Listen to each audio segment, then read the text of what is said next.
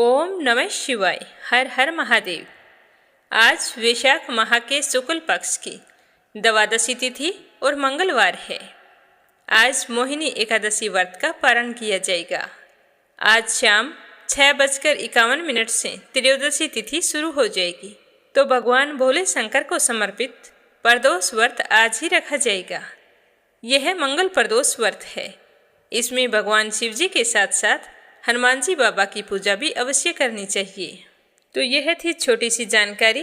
अब अपने शुभारंभ करते हैं आज की कथा का। बोलो गणेश जी महाराज की जय हो। बोलो गणेश जी महाराज की जय हो।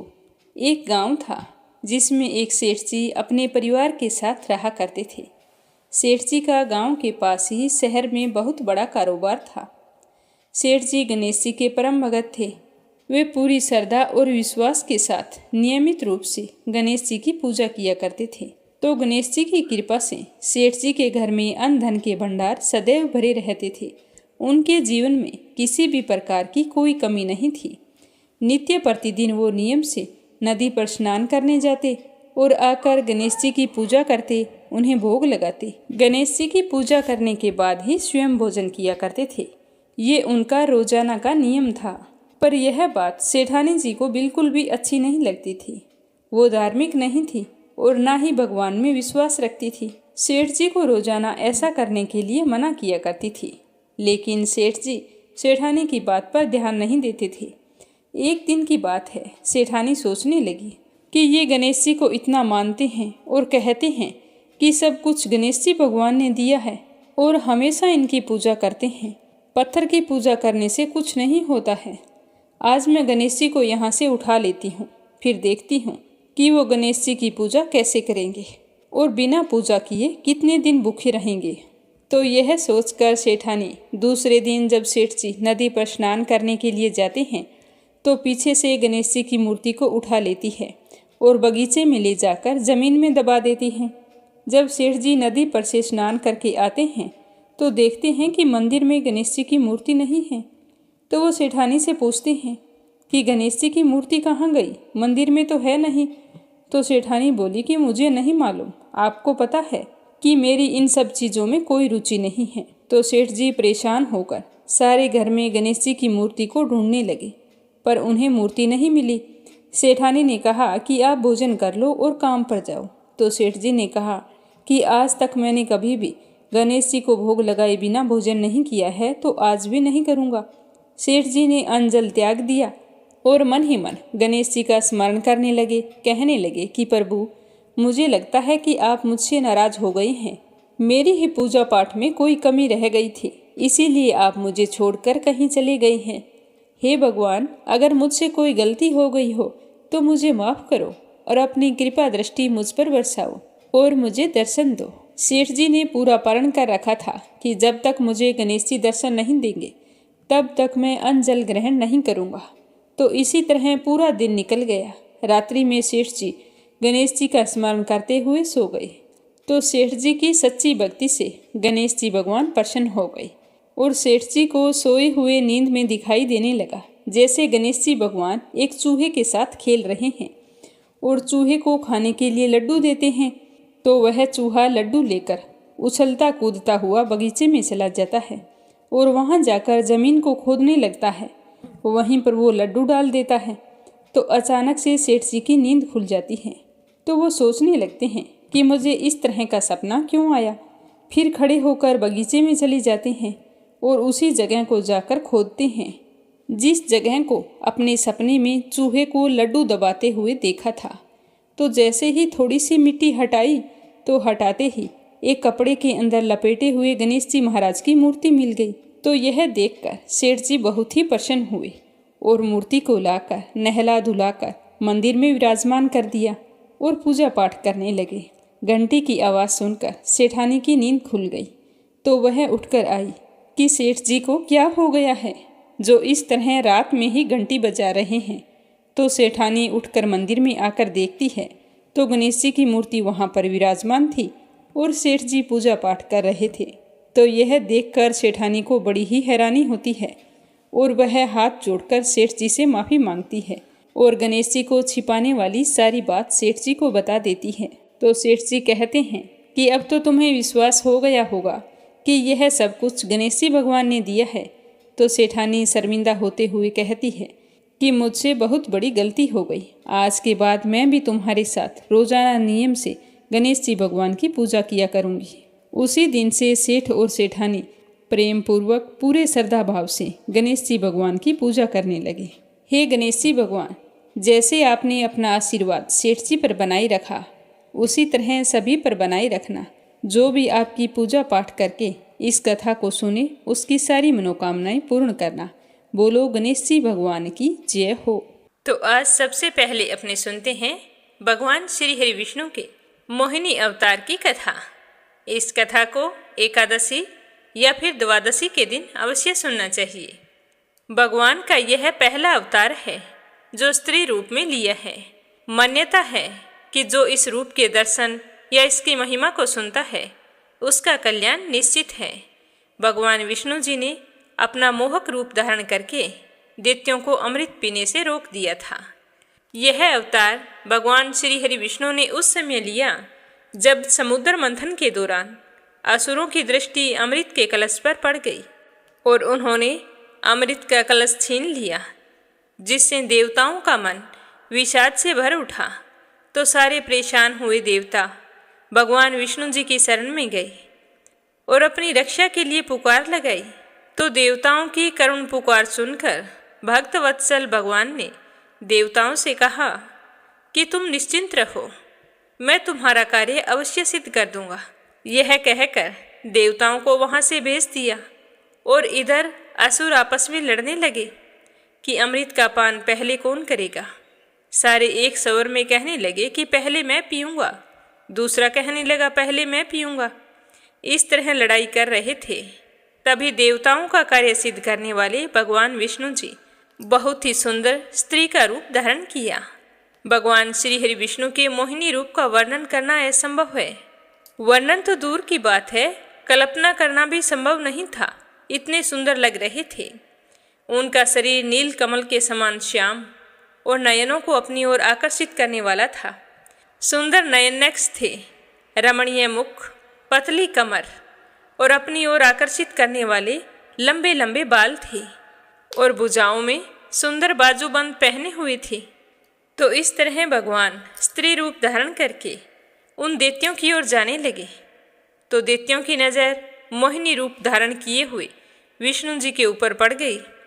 लेकिन जिस असुर की दृष्टि उन पर पड़ती, वे तो मोहित हो जाते। तो वे सब के सब मोहिनी जी के पीछे पीछे हो लिए और कहने लगे कि हे सुंदरी, तुम कौन हो, किसकी कन्या हो और किस उद्देश्य से यहाँ आई हो। हे सुंदरी, अवश्य ही विधाता ने दया करके तुम्हें हमारे लिए यहाँ भेजा है। अब तुम यहाँ आ गई हो तो हमारा झगड़ा सुलझाने में हमारी सहायता करो। न्याय के अनुसार इस अमृत का वितरण कर दो। असुरों की इस तरह विनती सुनकर स्त्री रूपधारी प्रभु ने पहले तो आनाकानी की, परंतु फिर रहस्यपूर्ण भाव से हंसकर अमृत कलश को स्वीकार किया। फिर मोहिनी रूप धारे भगवान ने कहा कि आप सभी को एक दिन का उपवास रखना होगा और फिर दूसरे दिन स्नान ध्यान करके नए वस्त्र धारण करने होंगे।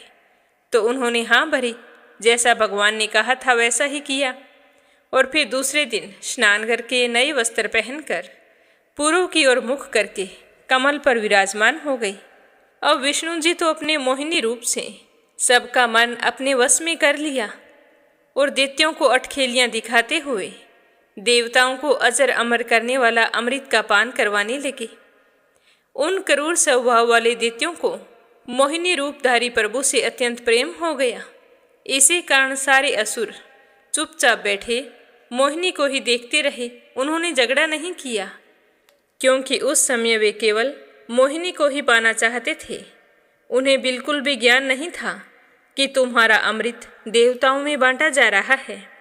जिस समय भगवान देवताओं को अमृत पिला रहे थे, उस समय राहु नामक दैत्य सूर का रूप धारण करके देवताओं की पंक्ति में आ बैठा और अमृत का पान करने लगा।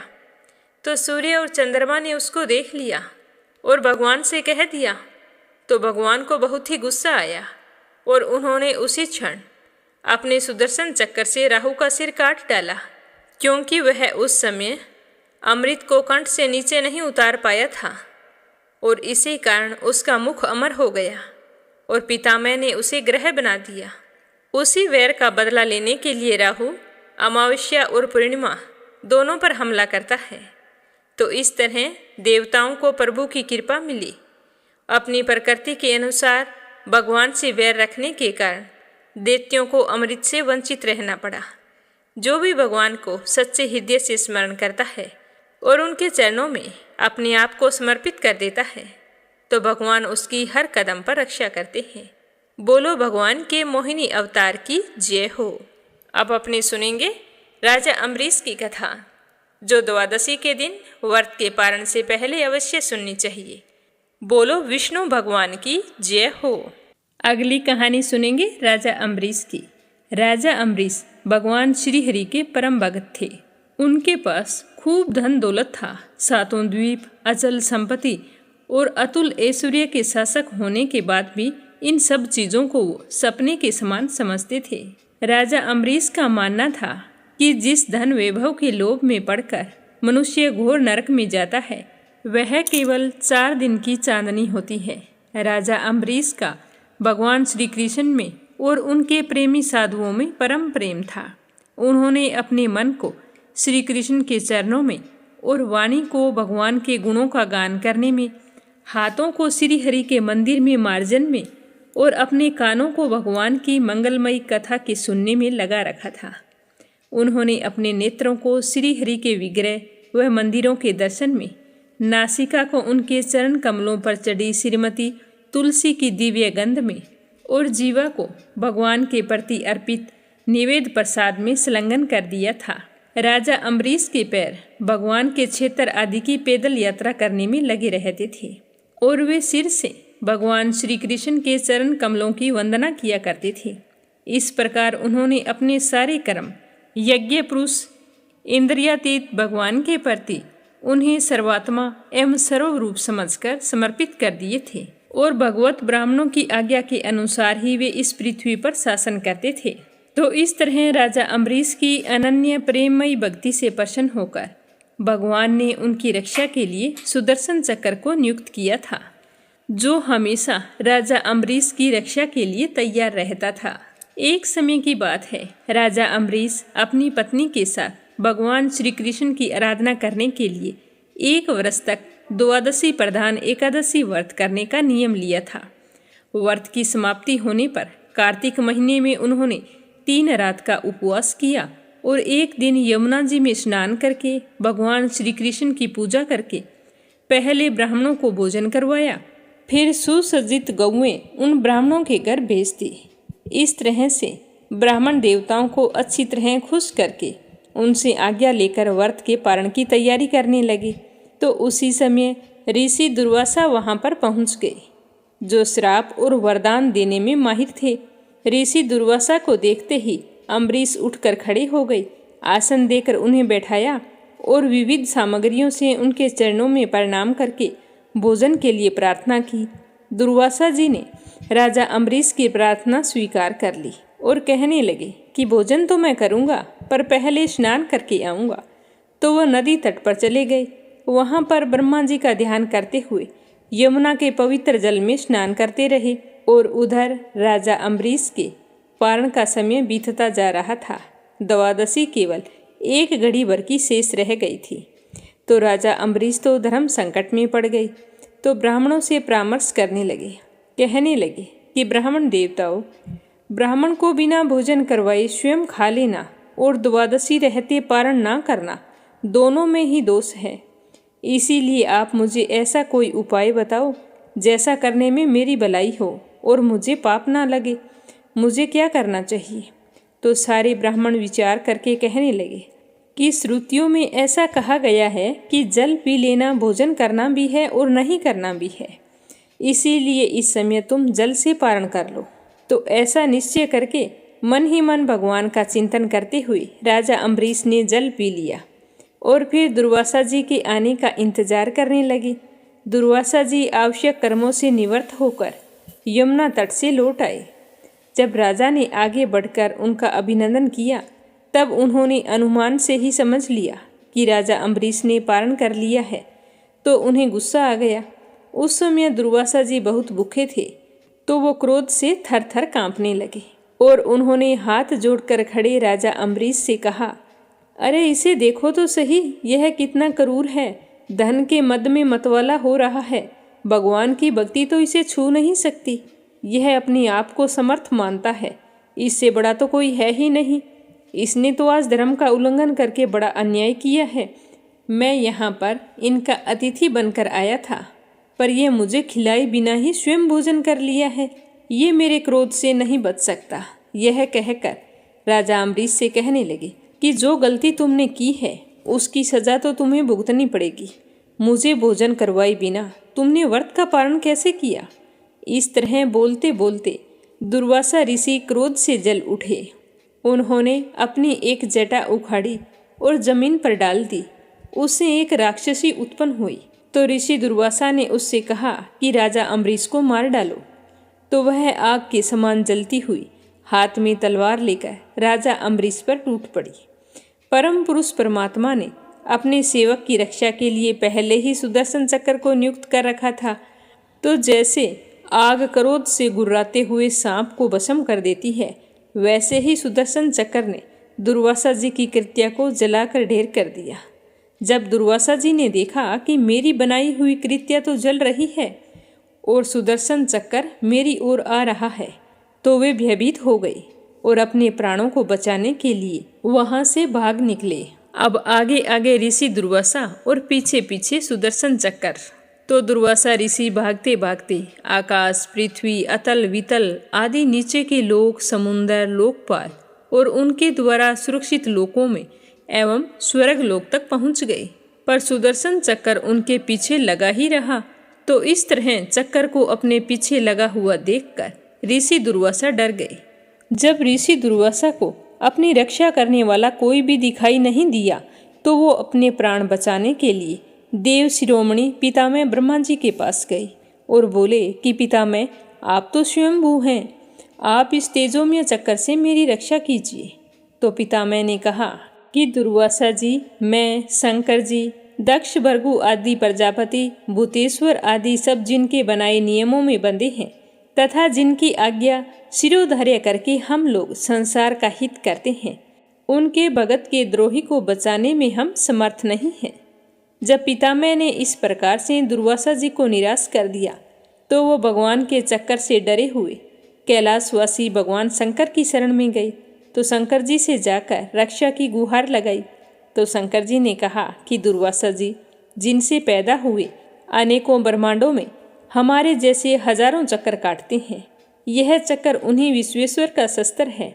तो अपनी जान बचाने के लिए आप उन्हीं की शरण में जाओ। विष्णु भगवान ही तुम्हारा मंगल कर सकते हैं। तो शंकर जी की बात सुनकर निराश होकर दुर्वासा जी श्री हरि के परम धाम बैकुंठ की ओर भाग पड़े। ऋषि दुर्वासा भगवान के चक्कर की आग से जल रहे थे। वे बैकुंठ पहुँचते ही भगवान के श्री चरणों में गिर पड़े। उन्होंने कहा कि हे अच्युत, हे अनंत, आप संतों के एकमात्र इच्छित हैं। प्रभु, संपूर्ण जगत के जीवनदाता, मैं अपराधी हूँ, आप मेरी रक्षा कीजिए। आपका परम प्रभाव न जानने के कारण मैंने आपके प्यारे भक्त का अपराध किया है। प्रभु, आप मुझे बचाइए। तो श्री भगवान जी बोले कि दुर्वासा जी, मैं तो सर्वथा भक्तों के अधीन हूँ, मुझ में तनिक भी स्वतंत्रता नहीं है। जो भक्त स्त्री पुरुष, ग्रह गुरुजन, प्राण तथा इस लोक और परलोक सबको छोड़कर केवल मेरी शरण में आए हैं, उन्हें छोड़ने की तो मैं सोच ही नहीं सकता। तो मैं तुम्हें कैसे बचा सकता हूँ? इसमें कोई संदेह नहीं है कि ब्राह्मणों के लिए तपस्या और विद्या परम कल्याण के साधन है, परंतु यदि ब्राह्मण उदंड और अन्यायी हो जाए तो वे दोनों ही उल्टा फल देने लगते हैं। तो दुर्वासा जी दुखी होकर कहने लगे कि भगवान, कोई तो उपाय होगा जिससे मेरी रक्षा हो सके। मेरा शरीर तो बुरी तरह से जल रहा है। तो विष्णु भगवान कहने लगे कि दुर्वासा जी सुनिए, मैं आपको एक उपाय बताता हूँ।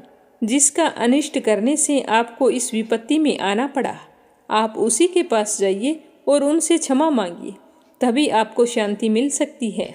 तो इतना सुनते ही ऋषि दुर्वासा उल्टे पांव दौड़ पड़े और भागते भागते राजा अम्बरीश के पास आई और अत्यंत दुखी होकर राजा अम्बरीश की पैर पकड़ने चाहे। तो दुर्वासा जी की यह चेष्टा देखकर राजा अम्बरीश लज्जित होकर कहने लगे कि आप यह क्या कर रहे हैं? आप तो मेरे गुरु हैं और मेरे पैर पकड़कर मुझे क्यों शर्मिंदा कर रहे हैं? तो दुर्वासा ऋषि ने चक्कर की ओर इशारा करते हुए कहा कि मुझे इससे बचाइए, मेरी रक्षा कीजिए। तो राजा अम्बरीश भगवान के चक्कर की स्तुति करने लगे। राजा अम्बरीश ने कहा कि प्रभु सुदर्शन, आप अग्नि स्वरूप हैं, भगवान के प्यारे 1000 दांतों वाले चक्कर देव, मैं आपको नमस्कार करता हूँ। समस्त अस्त्र शस्त्रों को नष्ट कर देने वाले एवं पृथ्वी के रक्षक, आप इस ब्राह्मण की रक्षा कीजिए। आप कृपया करके हमारे कुल के भाग्य उदय के लिए दुर्वासा जी का कल्याण कीजिए। हमारे ऊपर यह आपका महान अनुग्रह होगा। यदि मैंने कुछ दान किया हो, यज्ञ किया हो अथवा अपने धर्म का पालन किया हो और हमारे वंश के लोग ब्राह्मणों को ही अपना आराध्य देव समझते रहे हों, तो दुर्वासा जी के शरीर की जलन इसी समय मिट जाए। भगवान समस्त गुणों के एकमात्र आश्रय स्थल हैं।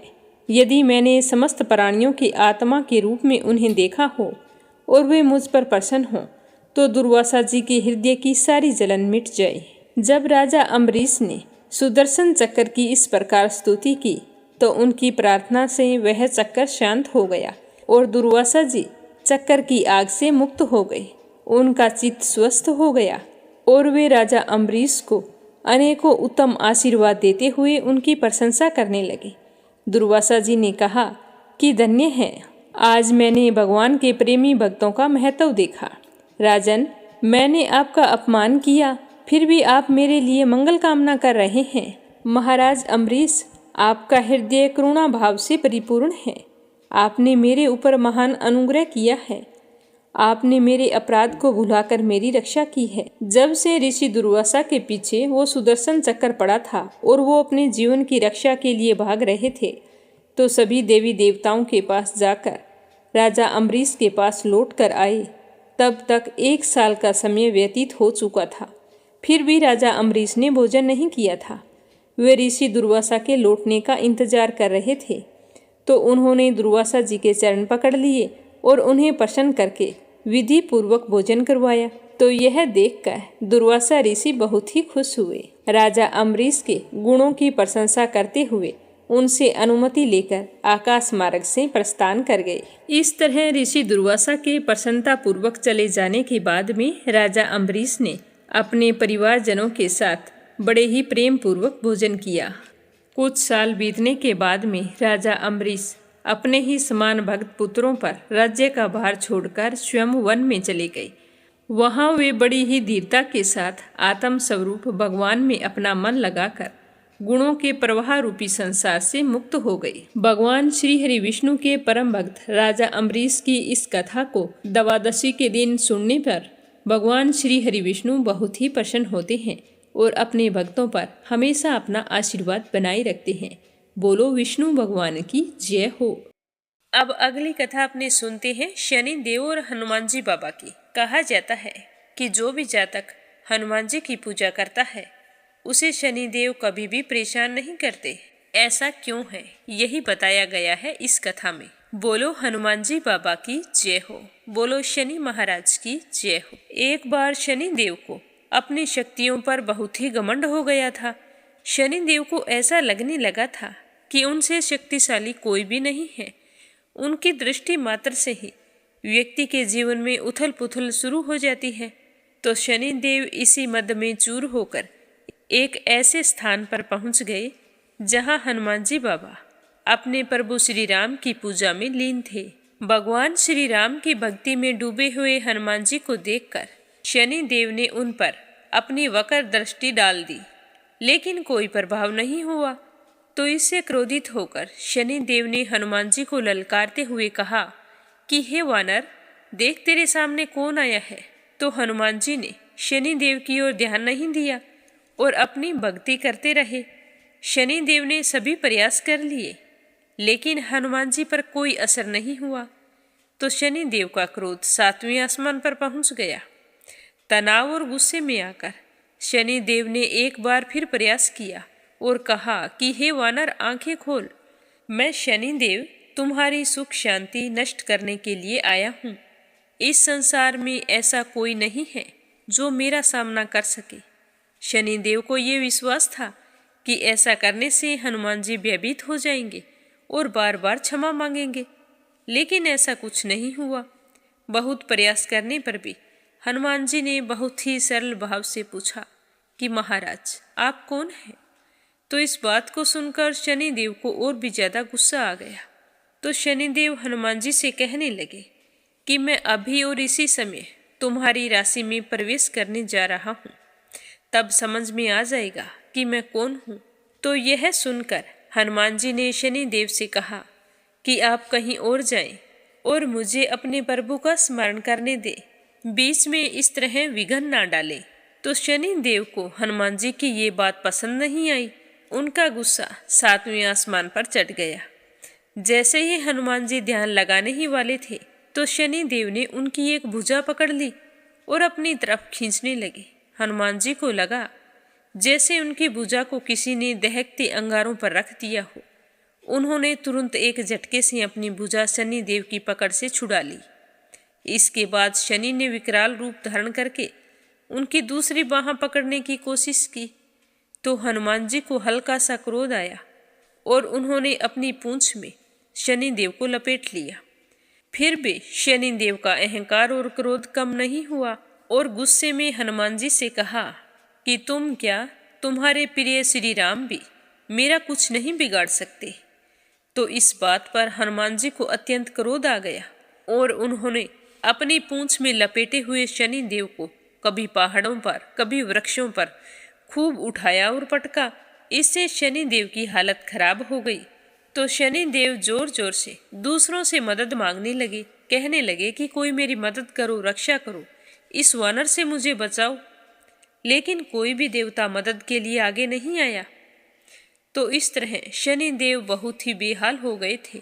जब उनकी सहायता के लिए कोई सामने नहीं आया, तो उसे समझ में आ गया कि मैंने गलत कर दिया है। तो अपनी जान बचाने के लिए हनुमान जी बाबा से कहने लगे कि हे वानर राज, मुझे क्षमा करो, मुझ पर दया करो, मुझे मेरी उद्दंडता का फल मिल गया है, मुझे क्षमा कर दीजिए। मैं तुमसे वादा करता हूँ कि आज के बाद ऐसा कुछ नहीं करूँगा। आज के बाद मैं तुम्हारी छाया से ही दूर रहूँगा। तो शनिदेव की बात सुनकर हनुमान जी कहने लगे कि मेरी छाया से नहीं, मेरे भक्तों की छाया से भी दूर रहने का वचन तुम्हें देना होगा, नहीं तो आज मैं तुम्हें नहीं छोड़ूंगा। तो शनिदेव ने तुरंत वचन दिया कि जो भी तुम्हारे भक्त हैं, मैं उन्हें कभी भी कोई हानि नहीं पहुंचाऊंगा, आप मुझे कृपया करके छोड़ दीजिए। तो शनिदेव के इस तरह गिड़गिड़ाने पर हनुमान जी बाबा ने शनिदेव को छोड़ दिया। इसीलिए कहा जाता है कि शनिदेव हनुमान जी के भक्तों को कभी भी परेशान नहीं करते। जिसे भी शनि दोष का सामना करना पड़ रहा है, उसे हनुमान जी बाबा की आराधना करनी चाहिए। बोलो हनुमान जी बाबा की जय हो। गीता का दूसरा अध्याय और उसका महात्म्य। गीता जी का पाठ शुरू करने से पहले कमेंट बॉक्स में श्री कृष्ण भगवान की जय हो जरूर लिखना। श्रीमद् भगवत गीता के दूसरे अध्याय का नाम सांख्य योग है। इस अध्याय में भगवान श्री कृष्ण ने पुरुष की प्रकृति और उसके अंदर समाहित तत्वों के बारे में बताया है। तो अपने जानते हैं इससे जुड़ी हुई कुछ खास बातें। इस अध्याय में अर्जुन श्री कृष्ण से कहते हैं कि मैं अपनी वर्तमान स्थिति का सामना नहीं कर पा रहा हूँ, क्योंकि मेरे सामने मुझसे बड़े अपने खड़े हैं। उनके साथ मैं युद्ध कैसे लड़ूं? किन से युद्ध कर रहा हूँ? वो तो मेरे सारे अपने हैं। मेरा तो जी घबरा रहा है, मेरा मन नहीं मान रहा है कि मैं इस युद्ध का सामना करूं। ये कहते हुए वो युद्ध लड़ने से इनकार कर देते हैं और भगवान श्री कृष्ण से कहते हैं कि आप मेरे आध्यात्मिक गुरु बने और मुझे कर्म के सही मार्ग पर चलने का मार्गदर्शन करें। इस अध्याय में आत्मा के बारे में बताया गया है कि आत्मा की जन्म और मृत्यु नहीं होती है। आत्मा तो अजर है, अमर है, अजन्मा है, अविनाशी और चिर नूतन है। गीता जी हिंदू धर्म के पवित्र ग्रंथों में से एक है। इस अध्याय से व्यक्ति अपने जीवन की कई समस्याओं का सामना कर सकता है, इसीलिए मनुष्य को गीता जी का पाठ अवश्य करना चाहिए। अब अपने सुनेंगे गीता जी के दूसरे अध्याय का महात्म्य। श्री नारायण जी बोले कि हे लक्ष्मी, दक्षिण देश में एक पूर्ण नाम का नगर था। वहाँ एक देव सुशर्मा नामक बड़ा ही धनवान आदमी रहता था। वह साधु संतों की हमेशा सेवा करता था। जब संत सेवा करते करते बहुत समय बीत गया तो एक दिन बाल नामक एक ब्रह्मचारी आया। तो देव शर्मा ने बड़े ही प्रेम भाव से भक्तिपूर्वक उसकी खूब सेवा की और विनय करते हुए कहा कि हे संत जी, मुझे कृपा कर श्री नारायण जी के पाने का ज्ञान और उपदेश दो, जिससे मेरे जीवन का कल्याण हो और मेरी मुक्ति हो जाए। तो बाल ब्रह्मचारी ने कहा कि मैं तुम्हें गीता जी के दूसरे अध्याय का पाठ सुनाता हूँ। उसके सुनने से तुम्हारा कल्याण होगा और तुम मुक्ति को प्राप्त हो जाओगे। तो बाल ब्रह्मचारी की बात सुनकर देव सुशर्मा ने कहा कि श्री गीता जी के दूसरे अध्याय के सुनने से क्या कोई आगे भी मुक्त हुआ है? तो देव सुशर्मा की बात सुनकर वह बाल ब्रह्मचारी कहने लगा कि मैं तुम्हें एक पुरातन कथा सुनाता हूँ, ध्यानपूर्वक सुनना। एक अयाली था जो वन में बकरियां चराया करता था और मैं भी वहीं वन में भजन किया करता था। एक दिन की बात है, रात को अयाली बकरियां लेकर घर को चला। मार्ग में एक शेर बैठा था। एक बकरी सबसे आगे जा रही थी, तो बकरी को जाता हुआ देखकर शेर डरकर भाग गया। तो अयाली ने इस तरह बकरी से डरकर शेर को भागते हुए देखा तो बड़ा ही हैरान हुआ और आश्चर्यचकित होकर देखने लगा। मैं भी वहाँ पर आकर खड़ा हो गया। तो उस अयाली ने मुझे देखकर कहा कि आपने इस आश्चर्य को देखा कि एक बकरी से डरकर शेर भाग गया। तुम त्रिकालदर्शी हो, यह वृतांत मुझे बताओ कि यह सब कुछ क्यों हुआ। तो संत जी कहने लगा कि हे अयाली, मैं तुम्हें इनकी पिछली वार्ता सुनाता हूँ। यह जो बकरी है पिछले जन्म में डायन थी। जब इसका भरतार मर गया तो यह बहुत ही बड़ी डायन हो गई। जिस भी सुंदर लड़के को देखती उसे खा जाती। और जो ये शेर है ये अपने पिछले जन्म में फंदक था। वह पक्षी पकड़ने बाहर गया था और डायन भी वन में गई हुई थी। वहाँ डायन ने उस फंदक को खा लिया। अब वही फंदक शेर बन गया और वह डायन बकरी बन गई। शेर को पिछले जन्म की खबर है, इसीलिए वह बकरी को देखकर शेर ने जाना कि अब भी मुझे ये खा जाएगी, तो वह डर के मारे भाग गया। तो संत जी की बात सुनकर अयाली कहने लगा कि आपको इतना कुछ पता है तो कृपया करके बताइए कि मैं पिछले जन्म में कौन था। तो अयाली की बात सुनकर संत जी ने कहा कि तू अपने पिछले जन्म में चंडाल था। तो अयाली कहने लगा कि हे ब्रह्मचारी जी, कोई उपाय भी है जिससे हम तीनों इस अधम देह से छूट जाएं।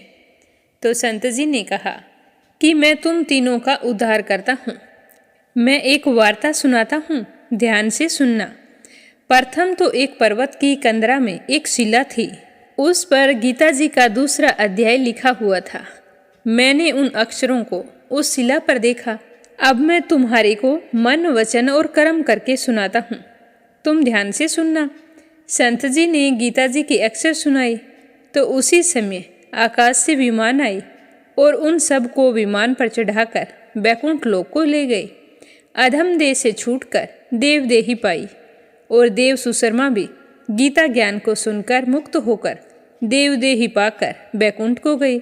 श्री नारायण जी कहने लगे कि हे लक्ष्मी, जो मनुष्य श्री गीता जी को पढ़े सुने वह अवश्य ही मुक्ति को प्राप्त होता है।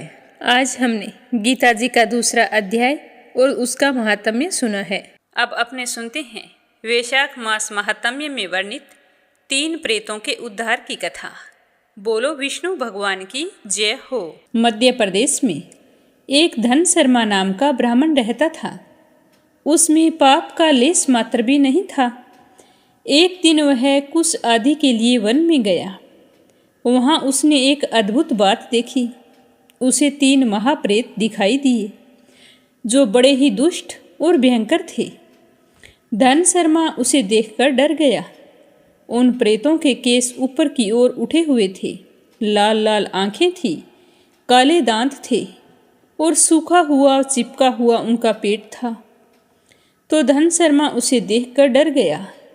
फिर हिम्मत करके पूछने लगा कि तुम कौन हो और तुम्हारी ये दशा कैसे हुई? तुम्हें नरक की सी अवस्था कैसे प्राप्त हुई है? मैं तो तुम्हें देखकर भयभीत हो गया हूँ और तुम्हारी यह हालत देखकर मुझे दुख भी हो रहा है। मैं दया का पात्र हूँ, मेरी रक्षा करो। मैं भगवान विष्णु का दास हूँ। तुम लोग मुझे कुछ मत कहना। अगर तुम लोग मेरी रक्षा करोगे तो भगवान तुम लोगों का भी कल्याण कर देंगे। विष्णु भगवान ब्राह्मणों के हितैषी हैं। मुझ पर दया करने से अवश्य ही वे आप सब पर संतुष्ट होंगे। अगर आपने मेरा कुछ अहित किया तो उनका कोप आप पर बरसेगा, क्योंकि वे तो सदा ही ब्राह्मणों के हितैषी रहे हैं और मैं एक ब्राह्मण हूँ। मेरे प्रिय विष्णु भगवान का रंग अलसी के फूल के समान श्याम वर्ण का है। वे पीताम्बरधारी हैं। उनका तो नाम सुनने मात्र से ही सारे पापों का क्षय हो जाता है। भगवान आदि और अंत से रहित, शंख चक्र एवं गदा धारण करने वाली, अविनाशी, कमल के समान नेत्रों वाली तथा प्रेतों को मोक्ष प्रदान करने वाली हैं। इस तरह बताते हुए यमराज कहते हैं कि हे ब्राह्मण, भगवान विष्णु का नाम सुनते ही वे सारे पिशाच संतुष्ट हो गए। उनका भाव पवित्र हो गया। वे दया और उदारता के वशीभूत हो गए। ब्राह्मण के कहे हुए वचन से उन्हें बड़ी ही प्रसन्नता हुई। जब उस ब्राह्मण ने इस प्रकार पूछा तो वो प्रेत कहने लगे कि हे ब्राह्मण, तुम्हारे दर्शन मात्र से तथा भगवान श्री हरि का नाम सुनने से हम इस समय दूसरे ही भाव को प्राप्त हो गए हैं। हमारा तो भाव बदल गया है। हम तो दयालु हो गए हैं।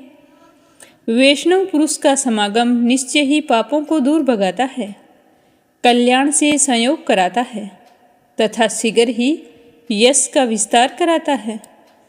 अब हम अपना परिचय तुम्हें सुनाते हैं, तुम ध्यान से सुनना। मेरा नाम कृतघ्न है। हे ब्राह्मण, पूर्व जन्म में मैं सुदास नामक द्रोही मनुष्य था। सदा ही कृतघ्नता किया करता था। उसी पाप से मैं इस अवस्था को पहुंच गया हूँ। अत्यंत पापी, धूर्त तथा गुरु और स्वामी का अहित करने वाले मनुष्य के लिए भी पापों से छूटने का उपाय है, परंतु कृतघ्न के लिए कोई भी प्रायश्चित नहीं है। फिर दूसरे प्रेत की ओर इशारा करते हुए कहा कि इस प्रेत का नाम विदेवत है। इस पापी ने देवताओं का पूजन किए बिना ही सदा अन्न भोजन किया है। इसने गुरु और ब्राह्मणों को कभी दान नहीं दिया, इसीलिए इसका नाम विदेवत है। यह पूर्व जन्म में हरिवीर नाम से विख्यात राजा था। 10,000 गांवों पर इसका अधिकार था। यह रोष, अहंकार तथा नास्तिकता के कारण गुरुजनों की आज्ञा के उल्लंघन में तत्पर रहता था। प्रतिदिन 5 महायज्ञों का अनुष्ठान किए बिना ही खाता और ब्राह्मणों की निंदा किया करता था। उसी पाप कर्म के कारण यह बड़े बड़े नरकों का कष्ट भोग कर इस समय विदेवत नामक प्रेत बना है। और ये तीसरा प्रेत है, इसका नाम है अवेशाक। यह पूर्व जन्म में ब्राह्मण था। मध्य प्रदेश में इसका जन्म हुआ था। इसका नाम गौतम था और गोत्र भी गौतम ही था। यह वासपुर गांव में निवास करता था। इसने माधव मास में कभी भी श्री हरि विष्णु की प्रसन्नता के उद्देश्य से स्नान नहीं किया, दान और हवन भी नहीं किया। वैशाख के महीने से संबंध रखने वाला कोई भी पुण्य कर्म इसने नहीं किया। वैशाख के महीने में एक दिन भी इसने श्री हरि विष्णु का पूजन नहीं किया और ना ही विद्वान पुरुषों को दान आदि से संतुष्ट किया। यह सदैव ब्राह्मणों की निंदा करता और विष्णु भगवान के बारे में अच्छी सोच रखता था। वैशाख मास की किसी भी पूर्णिमा को जो पूर्ण फल प्रदान करने वाली है, उसमें स्नान, दान, शुभ कर्म, पूजा तथा पुण्य के द्वारा उसके व्रत का पालन नहीं किया। इससे इसका सारा वैदिक फल निष्फल हो गया और अविशाख नामक प्रेत होकर अब दुख भोगता विचर रहा है। हे ब्राह्मण देवता, हम तीनों प्रेतों के प्रेत योनि में पड़ने का जो कारण है वह सारा मैंने तुम्हें बता दिया है। अब तुम हम लोगों का पाप से उद्धार करो, क्योंकि तुम ब्राह्मण हो और ब्राह्मण पुण्य आत्मा साधु पुरुष तीर्थों से भी बढ़कर होते हैं। वे शरण में आए हुए महान पापियों को भी नरक से तार देते हैं। जो मनुष्य सदा गंगा आदि संपूर्ण तीर्थों में स्नान करता है तथा जो केवल साधु पुरुषों का संग करता है, उसमें साधु संग करने वाला पुरुष ही श्रेष्ठ है। अतः हे ब्राह्मण, तुम मेरा उद्धार करो। मेरा एक पुत्र है जिसका नाम धन शर्मा है। हे स्वामी, तुम उसके पास जाकर जो मैंने तुम्हें बताया है ये सारी बातें उसे समझाओ। हमारा उद्धार करने के लिए इतना परिश्रम तो तुम भी करो। जो दूसरों का कार्य उपस्थित होने पर उसके लिए उद्योग करता है उसे उसका फल मिलता है। वह यज्ञ और शुभ कर्मों से भी अधिक फल का भागी होता है। जब उस प्रेत का वचन सुना तो धन शर्मा को बड़ा ही दुख हुआ, क्योंकि धन शर्मा ही उसका पुत्र था और जानकर वह सोचने लगा कि मेरे जीते जी मेरे पिताजी नरक में पड़े हुए हैं और इस तरह के घोर कष्ट भोग रहे हैं। ऐसे पुत्र का क्या फायदा जो अपने माता पिता का उद्धार ना कर सके। पता नहीं कितने वर्ष हो गए हैं कि मेरे पिताजी इतना कठिन जीवन व्यतीत कर रहे हैं और मैं इनका पुत्र होकर भी इन सब बातों से अनजान हूँ। तो वह दुखी होकर नरक में पड़े हुए अपने पिताजी से अपनी निंदा करते हुए कहने लगा कि हे स्वामिन, मैं ही गौतम का पुत्र यानी कि आपका पुत्र धन शर्मा हूँ। मैं आपके किसी काम नहीं आया। मेरा तो जन्म निरर्थक है। जो पुत्र आलस्य छोड़कर अपने पिता का उद्धार नहीं करता है वह अपने को पवित्र नहीं कर पाता। जो संतान इस लोक में और परलोक में अपने माता पिता को सुख और तृप्त नहीं कर सकता है तो उसका जीवन निरर्थक है। इस लोक में धर्म की दृष्टि से पुरुष के दो ही गुरु होते हैं, माता और पिता। इनमें पिता ही श्रेष्ठ होता है, क्योंकि सर्वत्र बीज की ही प्रधानता देखी जाती है। हे पिताजी, अब मैं क्या करूं? कहाँ जाऊं? आपकी गति कैसे होगी? मैं धर्म का तत्व नहीं जानता हूँ। मैं तो जानता हूँ तो आपकी आज्ञा का पालन करना। आप जैसा कहेंगे मैं वैसा ही करूँगा। अब आप मुझे बताइए कि मुझे क्या करना होगा जिससे आपको इस योनि से छुटकारा मिले। तो अपने बेटे की बात सुनकर प्रेत कहने लगा कि बेटा, तुम घर जाओ और यमुना नदी में विधि पूर्वक स्नान करो। आज से 5वें दिन वैशाख की पूर्णिमा आने वाली है, जो सब प्रकार की उत्तम गति प्रदान करने वाली तथा देवताओं और पितरों के पूजन के लिए उपयुक्त है। उस दिन पितरों के निमित्त भक्ति पूर्वक तिल मिश्रित जल का घड़ा, अन्न और फल का दान करना। उस दिन जो श्राद्ध किया जाता है वह पितरों को कई हजार वर्षों तक आनंद प्रदान करने वाला होता है। जो वैशाख की पूर्णिमा को विधि पूर्वक स्नान करके 10 ब्राह्मणों को खीर का भोजन कराता है वह सब पापों से मुक्त हो जाता है। जो धर्मराज की प्रसन्नता के लिए जल से भरे हुए 7 घड़े दान करता है वह अपनी 7 पीढ़ियों को तार देता है। हे बेटा, त्रयोदशी, चतुर्दशी तथा पूर्णिमा को भक्ति परायण होकर स्नान, जप, दान, होम और श्री माधव का पूजन करो और फिर उससे जो फल प्राप्त हो वो हम लोगों को समर्पित कर दो। ये दोनों प्रेत भी मेरे परिचित हो गए हैं, अतः इनको इसी अवस्था में छोड़कर मैं अकेला स्वर्ग लोक को नहीं जा सकता।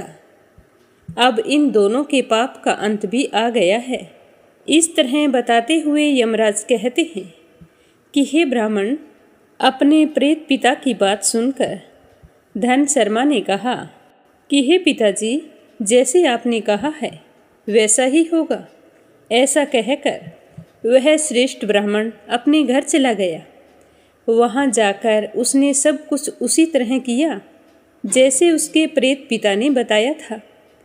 वह पूरी प्रसन्नता पूर्वक परम भक्ति के साथ वैशाख स्नान और दान करने लगा।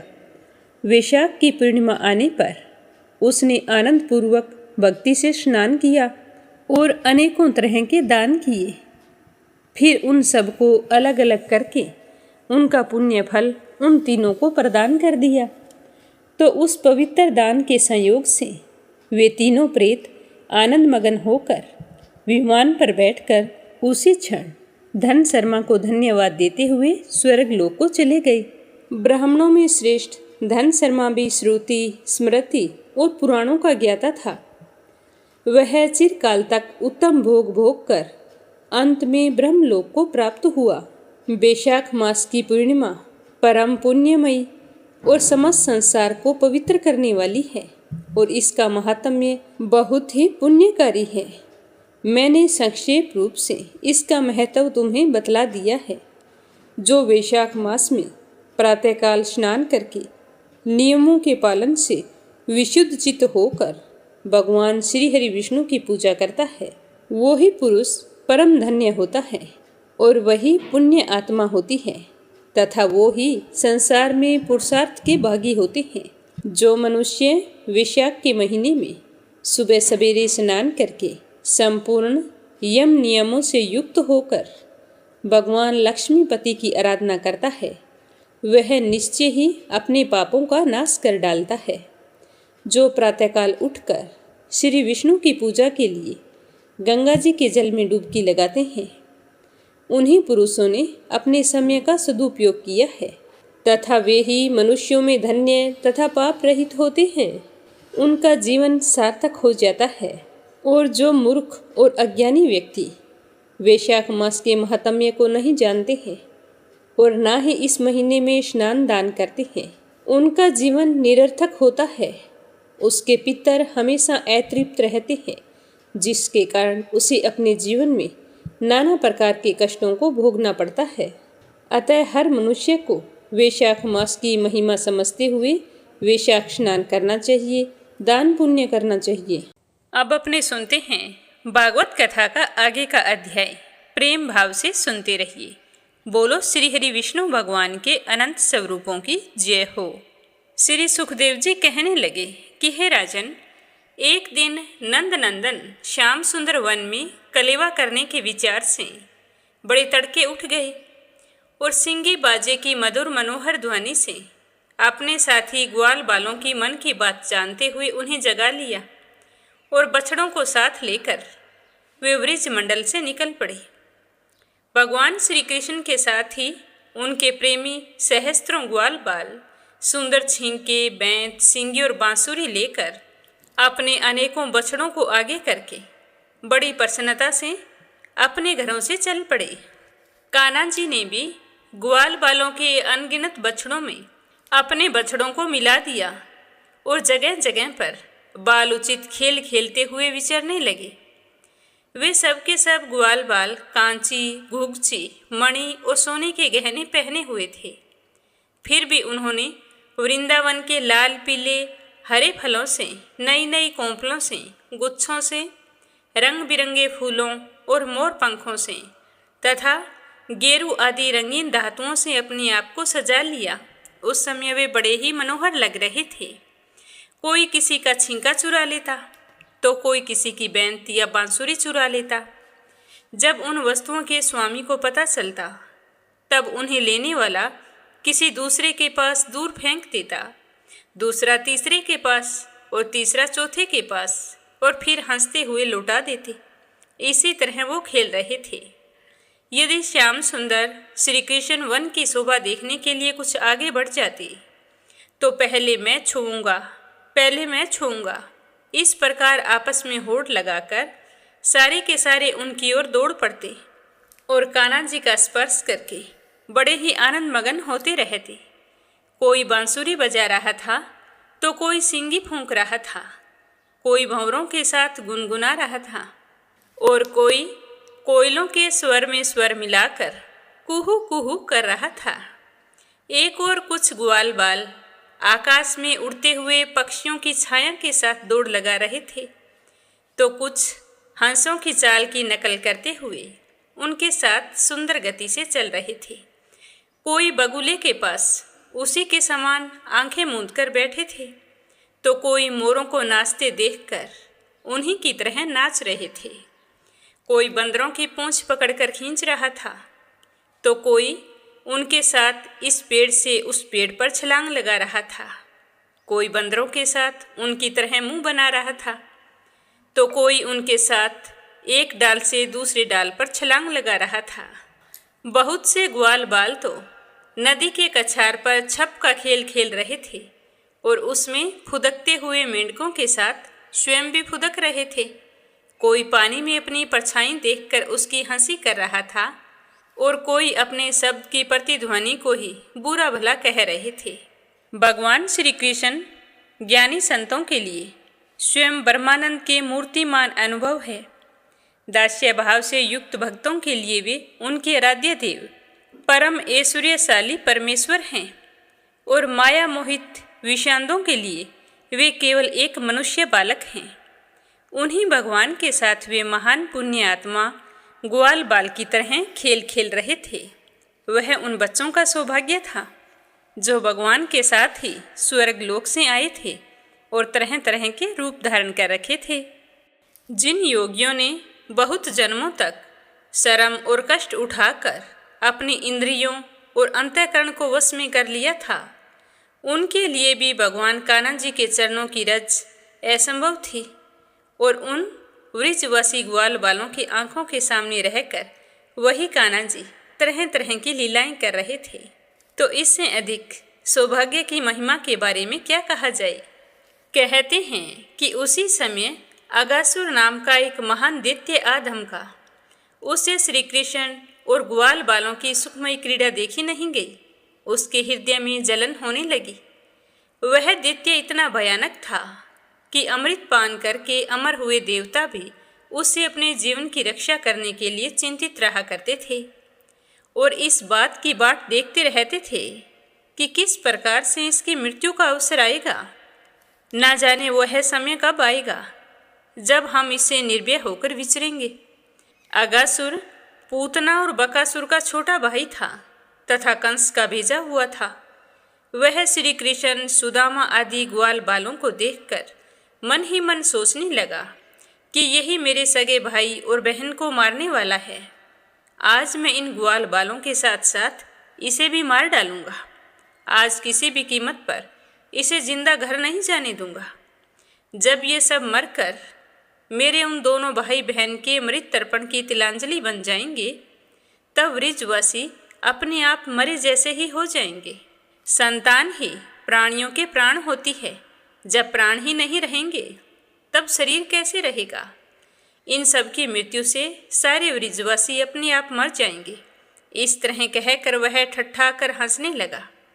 फिर ऐसा दुष्ट निश्चय करके वह अजगर का रूप धारण करके मार्ग में ही लेट गया। उसका वह अजगर शरीर 1 योजन लंबे पर्वत के समान विशाल एवं मोटा था। वह बहुत ही अद्भुत था। उसकी नीयत सब बालकों को निगल जाने की थी। इसीलिए उस दुष्ट ने गुफा के समान अपना बड़ा सारा मुख फाड़ के रखा था। उसके नीचे का होठ पृथ्वी और ऊपर का होठ बादलों से लग रहा था। उसके जबड़े कंदराओं के समान थे और दाढ़ें पर्वत के शिखर के समान जान पड़ती थी। मुंह के भीतर घोर अंधकार था। जीभ एक चौड़ी लाल लाल सड़क सी दिखाई दे रही थी। उसकी सांसें आंधी के समान थी और आंखें दावानल के समान दहक रही थी। अगासुर का ऐसा रूप देखकर बालकों ने समझा कि यह भी कोई वृंदावन की शोभा है, तो वे कौतूहलवश खेल ही खेल में उत्प्रेक्षा करने लगे कि यह मानो अजगर का खुला हुआ मुख है। कोई कहता कि मित्रों, यह बतलाओ, जो यह हमारे सामने जीव सा बैठा है, क्या यह हमें निगल जाने के लिए मुख खोल रखा है? कहीं यह खुले मुख का अजगर तो नहीं है?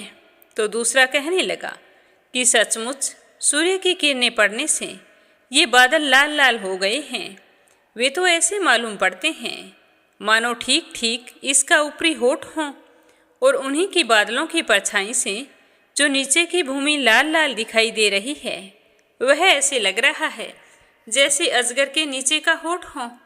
तो तीसरा कहने लगा कि हाँ सच है, देखो तो सही, क्या ये दाईं और बाईं ओर की गिरी कंदराएं अजगर के जबड़ों की होड़ नहीं कर रही, और ये ऊंची ऊंची शिखर पंक्तियां तो साफ साफ इसकी दाढ़ी मालूम पड़ रही है। तो चौथा कहने लगा कि अरे भाई, यह लंबी चौड़ी सड़क ऐसे लग रही है जैसे अजगर की जीभ है, और इनके गिरी संगों के बीच का अंधकार तो उसके मुंह के भीतरी भाग को ही मात दे रहा है। तो दूसरा ग्वाल बाल कहने लगा कि मुझे तो ऐसा जान पड़ता है कि कहीं इधर जंगल में आग लगी है, इसी से यह गर्म और तीखी हवा आ रही है। इसका अजगर की सांस से क्या लेना देना है, और उसी आग से जले हुए प्राणियों की दुर्गंध ऐसी जान पड़ती है मानो अजगर के पेट में मरे हुए जीवों की दुर्गंध हो। तब उनमें से एक कहने लगा कि यदि हम लोग इसके मुख में घुस जाएं तो क्या यह हमें निगल जाएगा? अरे, यह हमें निगलने की भूल कभी नहीं करेगा, क्योंकि हमें निगल लिया तो एक ही क्षण में बकासुर के समान यह भी नष्ट हो जाएगा। हमारा कन्हैया इसे छोड़ेगा थोड़ी। इस प्रकार बातें करते हुए वे सारे ग्वाल बाल बकासुर को मारने वाले श्री कृष्ण का सुंदर मुख देखते हुए ताली पीट पीट कर हंसते हंसते अगासुर के मुख में घुस गए। उन अनजान बच्चों की आपस में की हुई भ्रमपूर्ण बातें सुनकर भगवान श्री कृष्ण सोचने लगे कि इन्हें तो सच्चा सर्प भी झूठा प्रतीत हो रहा है। भगवान श्री कृष्ण जान गए कि यह राक्षस है, वो तो भगवान है, उनसे क्या छिपा रह सकता है। वे तो समस्त प्राणियों के हृदय में जो निवास करते हैं। तो उन्होंने यह निश्चय किया कि अपने सखा ग्वाल बालों को उनके मुख में जाने से बचा लें। भगवान इस प्रकार सोच ही रहे थे कि सारे के सारे ग्वाल बाल बछड़ों के साथ उस असुर के पेट में चले गए, परंतु अगासुर ने अभी उन्हें निगला नहीं। इसका कारण यह था कि अगासुर अपने भाई बकासुर और बहन पूतना के वध की याद करके इस बात के इंतजार में था कि उनको मारने वाला कान्हा जी कब मेरे मुख में आएगा। उसके मुख में आते ही सबको एक साथ ही निगल जाऊंगा। भगवान श्री कृष्ण तो सबको अभय देने वाले हैं। जब उन्होंने देखा कि ये बेचारे ग्वाल बाल, जिनका एकमात्र रक्षक मैं ही हूँ, मेरे हाथ से निकल गए हैं, और जैसे कोई तिनका उड़कर आग में गिर पड़े, वैसे ही अपने आप मृत्यु रूप अगासुर की जठरांगनी के ग्रास बन गए हैं। तब देव की इस विचित्र लीला पर भगवान को बड़ा ही विस्मय हुआ, और उनका हृदय दया से द्रवित हो गया, और वो सोचने लगे कि अब मुझे क्या करना चाहिए। ऐसा कौन सा उपाय करूं जिससे इस दुष्ट की मृत्यु भी हो जाए और इन संत स्वभाव वाले भोले भाले बच्चों की रक्षा भी हो जाए। ये दोनों काम एक साथ कैसे हो सकते हैं? भगवान श्री कृष्ण तो भूत भविष्य और वर्तमान सबको प्रत्यक्ष देखते रहते हैं। उनके लिए यह उपाय जानना कोई कठिन नहीं था। वे अपना कर्तव्य निश्चय करके स्वयं ही उसके मुख में घुस गए। जब कान्हा जी सारे ग्वाल बालों के साथ उस अजगर के मुख में घुसे, उस समय बादलों में छिपे हुए देवता बेहवस हाय हाय करके पुकारने लगे, और जो उस राक्षस के हितैषी कंस आदि राक्षस थे, वे सारे के सारे हर्ष प्रकट करने लगे। तो आज की कथा को यहीं पर विराम देते हैं। इससे आगे क्या हुआ यह अपने सुनेंगे कल की कथा में। श्री हरि का आशीर्वाद पाने के लिए नित्य नियम से सुनते रहिए। बोलो श्री हरि विष्णु भगवान की जय हो। अब अपने सुनते हैं लपसी और तपसी की कहानी। बोलो लपसी तपसी की जय हो। बहुत पुराने समय की बात है। एक गांव में एक ब्राह्मण परिवार रहा करता था। उसमें पति पत्नी के अलावा उनके 2 बच्चे थे। एक बेटा था, एक बेटी थी। ब्राह्मण दंपति बहुत ही सरल स्वभाव के थे। समय मिलने पर प्रभु का स्मरण किया करते थे। उनकी बेटी बहुत ही संस्कारी और सुशील थी, लेकिन उनका बेटा आवारा किस्म का था। वह कोई काम धाम नहीं करता और ना ही कभी अपने माँ बाप का कहना मानता था। समय के साथ दोनों बहन भाई बड़े हो गए। बहन की शादी कर दी गई, पर भाई का वही हाल था। उसके माँ बाप ने उसे समझाया कि बेटा, अब हम वृद्ध हो चले हैं, तुम कोई काम किया करो, लेकिन उस पर उनकी बातों का कोई असर नहीं होता था। तो एक दिन ब्राह्मणी अपने पति से कहने लगी कि स्वामी, आप बिल्कुल काम छोड़ दीजिए। जब घर में कुछ भी नहीं होगा तो यह अपनी जिम्मेदारी समझेगा और काम पर लग जाएगा। तो ब्राह्मण ने दूसरे दिन से काम पर जाना छोड़ दिया। तो यह देखकर उनके बेटे ने कोई काम नहीं किया और चोरी करने चला गया। आते जाते राहगीरों को लूट लेता और उसी से अपने घर का गुजारा किया करता था। तो उसकी लूटने और चोरी करने की आदत से सारे गांव वाले उसे लपसी कहने लगे। तो लपसी की इस हरकत से उसके माँ बाप बहुत ही दुखी रहते थे, पर वह किसी की सुनने के लिए तैयार नहीं था। इसी तरह समय बीतता गया। एक दिन की बात है कि लपसी एक पीपल के पेड़ पर बैठा था। तभी शिव पार्वती जा रहे थे। पार्वती माता गहनों से लदी हुई थी। तो लपसी उन्हें देखकर सोचने लगा कि सूरत के कितने गहने हैं, आज ये सारे के सारे लूट लूँगा तो मुझे कई महीनों तक चोरी नहीं करनी पड़ेगी।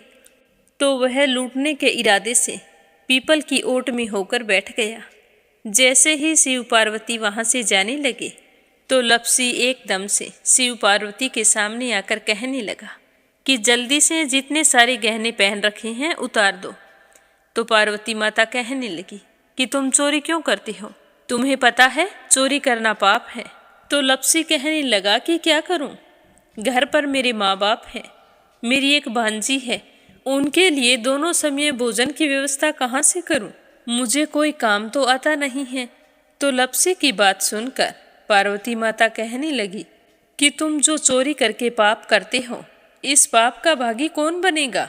तो लपसी कहने लगा कि मेरे घर वाले सारे बनेंगे। तो पार्वती माता कहने लगी कि कोई नहीं बनेगा, पाप के भागी केवल तुम बनोगे। तो लपसी कहने लगा कि मैं लूट खोस कर उन्हीं के लिए लेकर जाता हूँ, तो पाप के भागी तो उन्हें बनना ही पड़ेगा।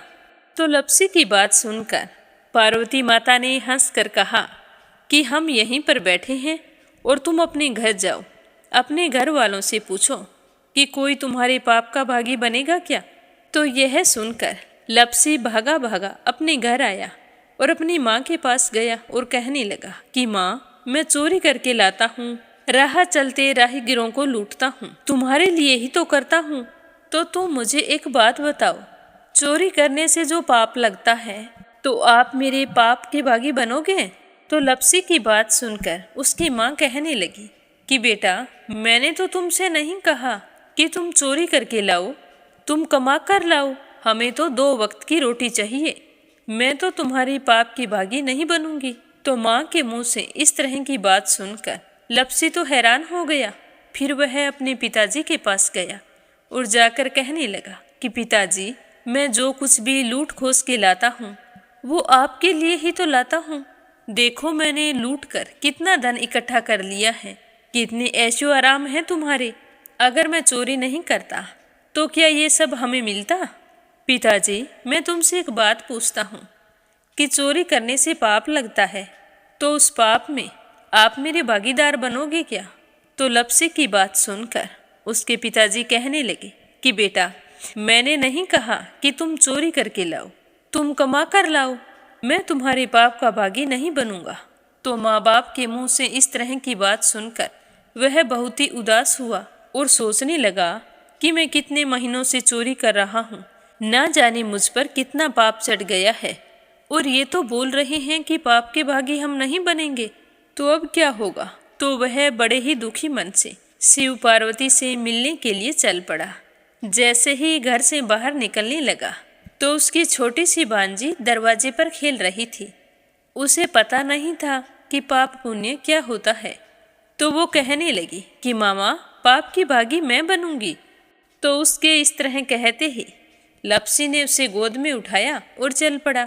शिवजी भगवान और पार्वती माता के पास जाकर कहने लगा कि घर वालों ने पाप का भागी बनने से मना कर दिया है और एक यही है जो पाप की भागी बनने को तैयार है।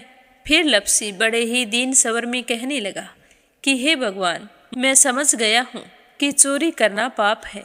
आज तक जो मैंने काम किया वो बहुत ही गलत था, लेकिन अब मैं इसका प्रायश्चित करना चाहता हूँ। अब तुम ही बताओ, मुझे मेरे पापों से मुक्ति कैसे मिलेगी? तो उसकी बात सुनकर शिव पार्वती बहुत ही खुश हुए और लप्सी को कच्चे सूत का एक छोटा सा गोला देते हुए कहा कि लप्सी, ये सूत लो और इस पीपल के चारों ओर परिक्रमा लगाओ।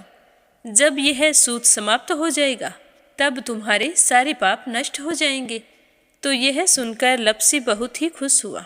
सोचने लगा कि छोटा सा गोला है, अभी लपेट कर घर चला जाऊंगा, उसके बाद में कभी कोई पाप नहीं करूंगा। फिर उसने अपनी बांजी को कंधे पर बैठाया और पीपल की परिक्रमा लगानी शुरू कर दी। अब भगवान का वह सूत खत्म कहाँ होने वाला था। लप्सी चक्कर लगाता गया पर वह सूत खत्म नहीं हुआ। चक्कर लगाते लगाते 1 महीने, 6 महीने, साल, पूरे 12 साल बीत गए पर वह सूत खत्म नहीं हुआ।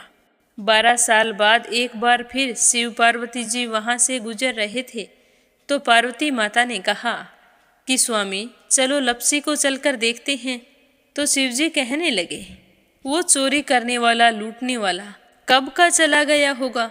तो पार्वती माता कहने लगी कि नहीं स्वामी, चलकर देखने में क्या जाता है, चलो एक बार देखते हैं।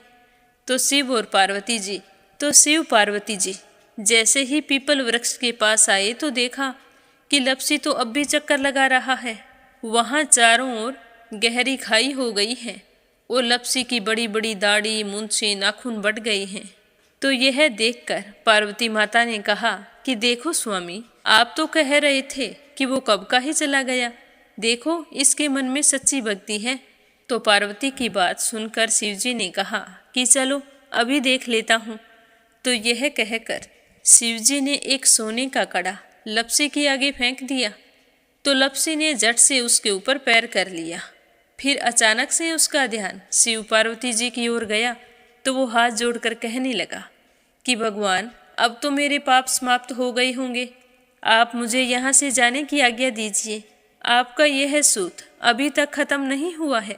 तो शिवजी भगवान ने कहा कि तुम्हारे पाप कर्म भी अभी तक पूरे नहीं हुए हैं। तो शिवजी की बात सुनकर लप्सी कहने लगा कि भगवान, मुझे पूरे 12 वर्ष हो गए हैं आपकी भक्ति करते करते और अब भी आप मुझ पर शक कर रहे हैं। तो शिवजी ने कहा कि अपना पैर उठाओ। तो जैसे ही लप्सी ने अपना पैर उठाया तो उसके पैर के नीचे सोने का कड़ा था। तो यह देखकर लप्सी शर्मिंदा हो गया और कहने लगा कि प्रभु, गलती हो गई, मुझे माफ़ करो, आगे से मैं ऐसी गलती कभी नहीं करूँगा। तो शिवजी कहने लगे कि नहीं लप्सी, तुम्हारा पाप ऐसे पूरा नहीं हो सकता। अब तुम्हें 12 वर्ष तक और इसी तरह परिक्रमा करनी होगी, उसी के बाद तुम्हारे पाप समाप्त होंगे। यह कहकर शिव पार्वती वहाँ से चले गए और वह फिर से पीपल के पेड़ की परिक्रमा करता रहा। करते करते 12 साल बीत गए। 12 साल बाद में शिव पार्वती जी वहाँ पर आए तो उन्होंने देखा कि आज भी वो वहीं पर चक्कर लगा रहा है। तो शिवजी ने फिर उसके सामने सोने की अंगूठी फेंकी पर उसने कोई ध्यान नहीं दिया। तो शिवजी भगवान प्रसन्न होकर कहने लगे कि हे लप्सी, आज से तुम मेरी तपस्या करके तपसी बन गए हो। मैं तुम्हें वरदान देता हूँ कि तुम अपने जीवन में सारे सुखों को प्राप्त करेगा और तूने 24 बरस तक मेरी भक्ति की है, इसका फल भी तुझे अवश्य मिलेगा। जो भी औरत गाय और कुत्ते की रोटी नहीं बनाएगी उसका पुण्य फल तुम्हें मिलेगा। आंगन लीप कर दहलीज नहीं लीपेगी तो उसका पुण्य फल भी तुझे ही मिलेगा। अगर हमारे घर की बहन बेटी को हम सूट, तीवल या साड़ी भेंट स्वरूप देते हैं तो साथ में मोली का धागा और कुछ रुपए नहीं देंगे तो उसका पुण्य फल भी तुम्हें ही मिलेगा। अगर कोई दिए से दिया जलाएगा तो उसका पुण्य फल भी तुम्हें ही मिलेगा। अगर व्रत और पूजा पाठ में सारी कहानी सुन ले और तुम्हारी कहानी ना सुने तो उसका पुण्य फल भी तुम्हें ही मिलेगा। कहा जाता है कि तभी से सुबह पहली रोटी गाय की और सुबह की अंतिम रोटी छोटी बनाई जाती है और शाम को अंतिम रोटी बड़ी बनाई जाती है जो कुत्ते की होती है। और दिए से दिया भी नहीं जलाया जाता और घर की बहन बेटियों को सूट और तीवल के साथ भेंट स्वरूप कुछ रुपए भी जरूर दिए जाते हैं। और उसी दिन से हर व्रत कथा के बाद में लपसी तपसी की कहानी जरूर सुनी जाती है और कथा समाप्त होने पर कहा जाता है कि लपसी का फल लपसी को मिले, तपसी का फल तपसी को मिले। हमारी पूजा पाठ का, हमारे व्रत का और हमारी कहानी का पुण्य फल हमें मिले। बोलो लपसी तपसी की जय हो। तो ये थी लपसी और तपसी की कहानी। लपसी तपसी दो भाई नहीं थे। लपसी और तपसी एक ही आदमी का नाम था। लूट कर लाता था, इसीलिए उसे लपसी के नाम से पुकारते थे और फिर भगवान की तपस्या करने के कारण उसे तपसी के नाम से जाना जाने लगा। बोलो लपसी तपसी की जय हो। अब अपने सुनेंगे कथा सुनने वाले प्यारे श्रोताओं के नाम। आज का पहला कमेंट है संजय, सोनिया, हिताक्षी, दीपेश, मयंक, हरियाणा से। दूसरा है रजनी बड़ोला, उत्तराखंड से। और तीसरा है नीलम जायसवाल, हैदराबाद से। अपराजिता, मीना श्रीवास्तव, नेपाल से। आशा शर्मा, विष्णु, ज्योति, अंशु, भीलवाड़ा से। यूएन तिवारी, इंदिरा तिवारी, लखनऊ से। निर्मला सिसोदिया, इशिका सिसोदिया, अंशु सिसोदिया, दिल्ली से। श्रीचंद यादव, गया, बिहार से। लक्ष्मी, श्वेता, रितेश, स्वीटी, रितु, प्रिंस, यूवी, लक्ष्मी, गुरुचरण साहू, उड़ीसा से। संगीता अग्रवाल, कमला देवी अग्रवाल, दुलिया, महाराष्ट्र से। लक्ष्मी, सुमित्रा, शिवराज हीरो, सोवा शर्मा, पोखरा से। आशा अग्रवाल, लड्डू, मोहित, अंकुर अग्रवाल, आगरा से। सुरेंद्र कुमार सैनी, श्रीमती रजनी देवी, दुआंशी सैनी, लविशा सैनी, सोनीपत से। श्रीमती शर्मा, अलीगढ़ से। राधा रोहिला, दिल्ली से। सरला रानी, करनपुर से। विमला, नेपाल से। मंजू चौधरी, भीलवाड़ा से। श्रीमती यशोदा, अंजलि, बबली, विक्की, उड़ीसा से। संजना राजपूत, अहमदाबाद से। कोमल निर्मल, मुंबई, मीरा रोड से। रेखा, धर्मेंद्र शर्मा, जयपुर से। के लक्ष्मण दास, उमरकोट से। नंदा, पांडुरंग पुजारी, ब्रह्मपुरी, महाराष्ट्र से। शोभा कुंवर पुरोहित, अहमदाबाद से। रुक्मणी शर्मा, अंबाला से। लीना डोसी, बांसवाड़ा से। मीरा अग्रवाल, बंगाल से। निर्मला पांचाल, करनाल से। चंद्रकांता, दिल्ली से। उषा शर्मा, सोजत सिटी से। अशोक शर्मा, हरिद्वार से। इंदिरा रावत, मोहित रावत, पलवल से। शांताबेन वाघेला, गुजरात के मंडल से। बीना, देविका, कनिका वाशने, तुलसी वाशने, अलीगढ़ से। शीला बहन, जयपुर से। योगेश्वरी, रजनीश भटनागर, राजस्थान से। देवी सिंह, कार्तिक, पायल, सौम्या, उमा रघुवंशी, गजबा सोदा से। अनिल कुमार टिहरी, करनाल से। संजीव कंसल, कविता कंसल, हितेश कंसल, आरूष कंसल, रानी कंसल, मुजफ्फरनगर से। रीना साहू, ईशा साहू, ध्रुव साहू, झांसी से। श्रीमती कमलेश, जबलपुर से। मंजुला कपूर, पंजाब से। सावित्री, ईश्वरलाल, राजेश, मीनू, निखिल, भारती, शुभम रामचंदानी, गाजियाबाद से। कुसुम बघेल, दिल्ली से। दिल्ली बहादुर भंडारी, सरिता भंडारी, नम्रता भंडारी, सूरज भंडारी नेपाल से। पूजा पाठक उत्तराखंड देहरादून कोसानी से। सम्मन प्रसाद दिल्ली से। कमलेश भल्ला जम्मू से। स्मिता सीताराम गायकवाड़ महाराष्ट्र से। सीताराम जायसवाल शकुंतला जायसवाल वाराणसी से। राधा मिश्रा, सोनम मिश्रा, सीता मिश्रा, माधवी मिश्रा, गौरी मिश्रा, सचिन मिश्रा बाराबंकी से। आप सभी श्रोताओं का बहुत बहुत धन्यवाद। अपना प्यार और सहयोग हमेशा यूं ही बनाए रखें। इस चैनल पर प्रस्तुत होने वाली कथाओं को रोजाना नियम से सुने और ज़्यादा से ज़्यादा दूसरे विष्णु भक्तों में शेयर करें। भगवान के निमित्त कमेंट करें और अगर चैनल पर पहली बार कथा सुन रहे हैं तो इस चैनल को सब्सक्राइब जरूर करें। आप सभी की मंगल कामना के साथ ओम नमः शिवाय। हर हर महादेव।